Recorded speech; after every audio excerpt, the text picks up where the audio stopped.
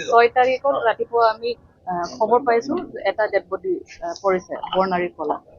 তো সেইমতে আমাৰ টিম গৈছে আৰু এটা ডেড বডি উদ্ধাৰ কৰা হৈছে। তো সেই সংক্ৰান্তত কেছ এটা ৰেজিষ্টাৰ কৰা হ'ল অভয়পুৰী কেছ নম্বৰ 212/25 ছেকশ্যন 103/1 BNS-ত। তো এই কেছৰ সংক্ৰান্তত আমি অপাৰেশ্যন আজি চলালোঁ দিনটো। মই আছোঁ, CDSP OC আৰু ষ্টাফ আছে। এতিয়ালৈকে আমি 4জনক আটক কৰিছোঁ। কি কাৰণত হত্যাকাণ্ড হৈছিল? সেইটো আমি ইনভেষ্টিগেশ্যনত উলিয়াম, তেওঁলোকক সোধ-পোছ কৰি। এজন হ'ল লুৎফাৰুল আৰু আনজন হ'ল মাহবুব, তাৰপিছত আছে ৰফিকুল আৰু এগৰাকী মাইকী মানুহ আছে। সেইটো তেওঁলোকক সুধিব আছে, ইনভেষ্টিগেশ্যনটো কৰি আমি তেওঁলোকে স্বীকাৰ কৰিছে যে ইতিমধ্যে তেওঁলোকে স্বীকাৰ কৰিল। তাতে মাৰি পেলাই। তেওঁলোকক সুধিব আছে আৰু কিবা আৰু ওলালে আমি আৰু জনাম। মুজাফৰ। হয় হয়।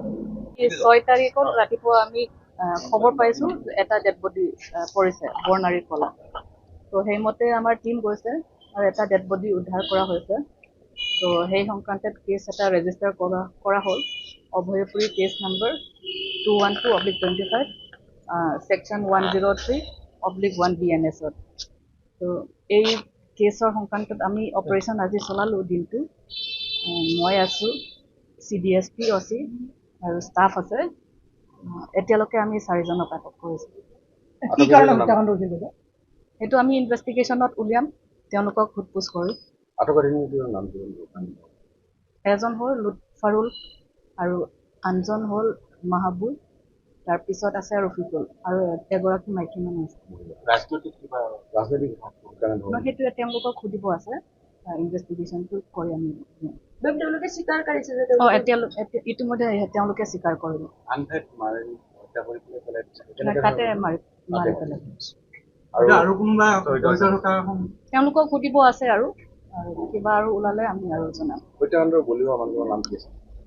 মুজাফৰ। হয় হয়।